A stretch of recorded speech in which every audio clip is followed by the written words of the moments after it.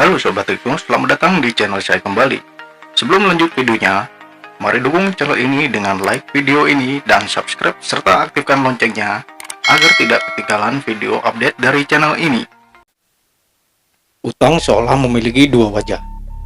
Wajah yang satu menguntungkan, terlebih bila kita menggunakan utang untuk keperluan yang bersifat produktif.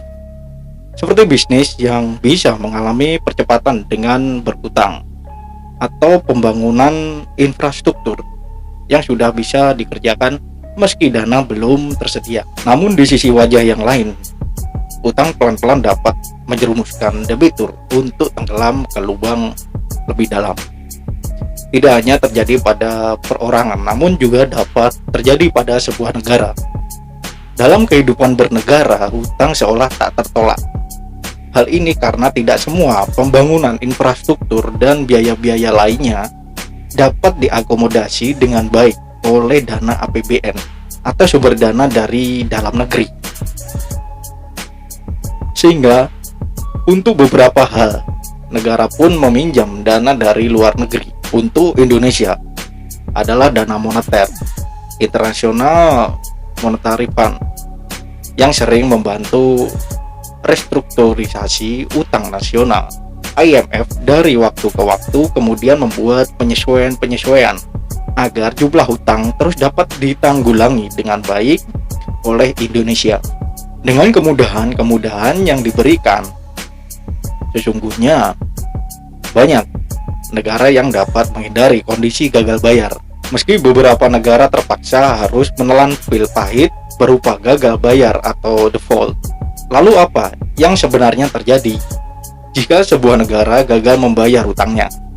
Ketika negara gagal bayar atau default, gagal bayar adalah suatu kegagalan atau penolakan pemerintah sebuah negara berdaulat untuk membayar penuh utang-utangnya. Penolakan ini dapat disertai pernyataan resmi pemerintah untuk tidak membayar atau repudiasi atau hanya membayar sebagian hutang, atau penghapusan pembayaran jatuh tempo secara de facto. Ada beberapa negara yang sudah jatuh ke jurang hitam default berdasarkan situasi yang terjadi di beberapa negara tersebut. Berikut adalah hal yang umum terjadi ketika negara mengalami gagal bayar. Yang pertama, negara akan kehilangan kepercayaan dari investor sehingga mengakibatkan pasar saham akan mengalami kekacauan dan lambat laun hancur. Yang kedua, semua lembaga keuangan akan mengalami kegagalan untuk melakukan antisipasi apapun terhadap kondisi default yang bergerak seperti efek domino. Yang ketiga, tak lama kemudian dampaknya akan terasa di masyarakat. Program pendanaan dari pemerintah ke masyarakat seperti kesehatan, pendidikan, dan dukungan fasilitas publik lainnya akan terhenti sehingga tidak ada lagi jaminan untuk masyarakat. Nah, dari sini masyarakat akan merasa resah sehingga terjadi kekacauan. Yang keempat, terjadi kekacauan di masyarakat karena masing-masing orang akan mencoba untuk menyelamatkan diri serta uang mereka. Hal ini kemudian akan menyebabkan perbankan kolaps, yang lalu menyebabkan keruntuhan mata uang nasional. Yang kelima, pelaku bisnis tidak dapat menjalankan usahanya. Ketika usaha tidak berjalan, maka tidak ada penghasilan, sehingga pelaku bisnis tidak dapat membayar karyawannya. Pengangguran di mana-mana. Yang keenam, karena pelaku bisnis tidak beroperasi, kegiatan ekspor barang terhenti. Kebutuhan di dalam negeri lalu diantisipasi dengan mengimpor barang dari luar negeri. Karena lebih banyak impor daripada ekspor, mata uang semakin lemah.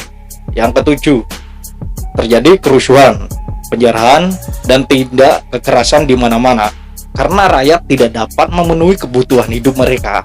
Yang kedelapan, beberapa pihak akan menjadi oportunis memanfaatkan keadaan. Korupsi terjadi, sementara utang luar negeri semakin menumpuk karena bunga yang terus berjalan. Ya, oke bro, jadi utang negara saat ini semakin banyak Yang ditakutkan pada semua orang adalah hal-hal seperti krisis moneter, di mana-mana adanya kriminalitas semakin meningkat dan kekacauan di mana-mana dan hancurnya negara akan terjadi. Jadi saya harap semoga negara Indonesia tetap berdamai dan berdaulat dengan adil, dan pemerintah tetap nomor satukan masyarakat, karena masyarakat adalah negara itu sendiri. Oke, terima kasih telah menonton video ini. Jika kalian suka pada video ini, kasih saya like, dan jika informasi ini penting, kalian bisa share video ini ke sosial media kalian, dan jangan lupa subscribe agar saya semangat untuk upload konten tiap hari buat kalian. Oke, akhir kata dari saya, wassalamualaikum warahmatullahi wabarakatuh. Sampai jumpa di video selanjutnya.